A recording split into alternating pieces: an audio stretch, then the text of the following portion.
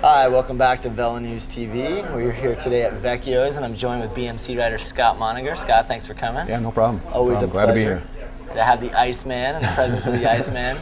Now, I think the last time we did one of these video interviews was not quite a year ago, and you were just coming off of the Tour of Utah win. Right. Lots happened since then. Obviously, you're riding for Health Net then. Now you're riding with the new BMC team. I guess the first question would be, talk about what it's been, the transition. I mean, obviously, Health Net was a very established team, a lot of big-name riders. Now you're on a team where it's essentially you and Sayers, a couple of the guys from Phonak, and then a lot of up-and-coming new riders. What's that been like? You know, it's definitely been a change and a transition this year, but it's kind of ironic because I think Tour Utah was sort of the race that landed me this job. You know, it was a race that Gavin and BMC were at, and obviously coming out of there with a stage win and the overall, it kind of put me on their radar, so to speak. So it's really. Oh, come on, man! You're on everybody's radar. Well, Gavin had sort of been out of the sport for a little while, and last year was kind of the first year back doing kind of a development team, and it was actually a good race for his team. He had a lot of, I think they did pretty well for a team that wasn't really on anyone's radar. So, so it's ironic that that's the kind of the race that I think made him really interested in getting me on the team, and now the race unfortunately is canceled. So we just kind of had to make some adjustments there. But it's been, I'd say, an up and down year. I mean, Redlands is probably a good example. We come in, I win a stage, get in the jersey for a couple days, but then it all ends up kind of going south the last day. So I guess that might be maybe a good synopsis of how the season's gone. It seems like for every good result or whatever, we have a couple of not so good results, and that's just that's kind of what you get. It's sort of the trade-off of having a lot of rookies and only a few seasoned pros. When you've got a stable of talent like a United or a Health Net, there's not going to be a lot of hiccups and a lot of snafus. It's just kind of everyone's out there doing their job, and there's not a lot of surprises. But so it's definitely been kind of up and down, but I knew that going into it. I have no regrets. It's been a fun year, and working with Gavin has been great, and Sayers and I have a long history together, as well as Schmatz and some of the other guys. So it's been fun, and a lot of the guys are based right here in Boulder, so it's always kind of nice to have a core of guys right here. And I know the program's going big time next year, even bigger than now. So that's whenever you can kind of see the future, that always helps a little bit, knowing that things are going to get bigger and better in terms of the riders and staff and just all aspects. Yeah, what can you tell us about that? I mean, obviously there's probably some details or teams kind of waiting to announce, but I know that they were over there doing I don't remember the name, the Italian stage race where the team took the jersey, and I think Garcia was leading at one point. Yeah. And John Lalong, who was the director of the Phonak team, was there, and he was kind of co-directing. And I know there's talk of being a Continental Pro next year, and maybe even having sort of a European base. I mean, is there anything more that you've heard or you can share?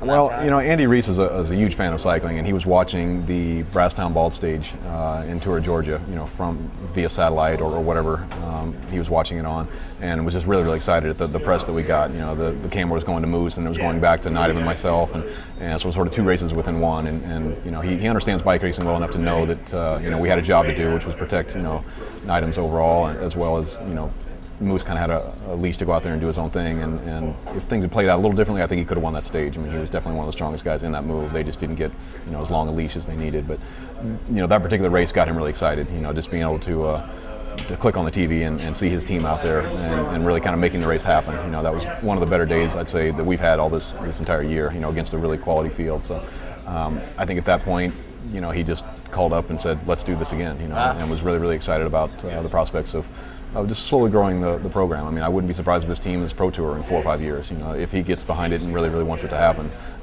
it's not a really that crazy of an endeavor for him. He's been there once before. He knows what's involved. So it's just whether or not he wants to go back and do that again. What about you 4 or 5 years from now? Are we still going to see Scott Moninger out on the circuit? That's the $1 million question, and I've definitely been pondering it this year, maybe a little bit more.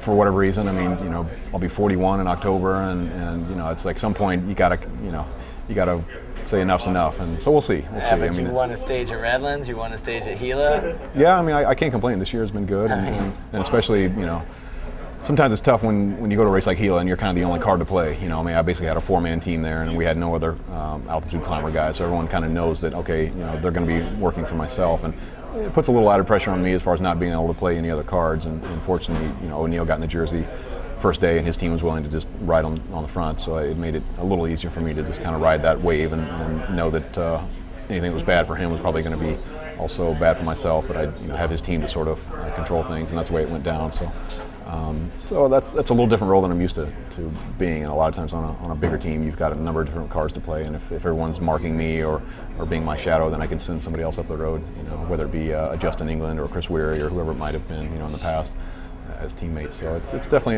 it's a different tactic and a little more pressure on me at certain races. But I think this year has probably been as good as any in terms of getting some NRC stage wins and having good results in the overall and everything. And I do kind of wish there was a Tour of Utah, because that was really a race that was well made for me. Sure. We just don't have that many high altitude races and big climbs, high altitude. Big climbs, and late in the season where some of the guys, maybe somebody like O'Neill, who's been kind of going at it since January, February, is maybe coming off the mark a little bit. So also a race where the time trial isn't as pivotal as some of these stage races. Yeah, exactly, because I think Weary and Baldwin smashed that thing last year and went 1-2, and Lauder and I were 6th and 7th or something on that particular stage, but ended up having not a huge bearing on the overall. So so it's it's unfortunate, because that was really going to be a big focal point for our team. And like I said, that was part of the reason that I was brought on board, and as well as Moose, he was going to be there as well. So it's really unfortunate that there's not a big kind of goal for me late in the season, because Tour of Missouri, from what I understand, doesn't even have a categorized climb, so it's going to be very much a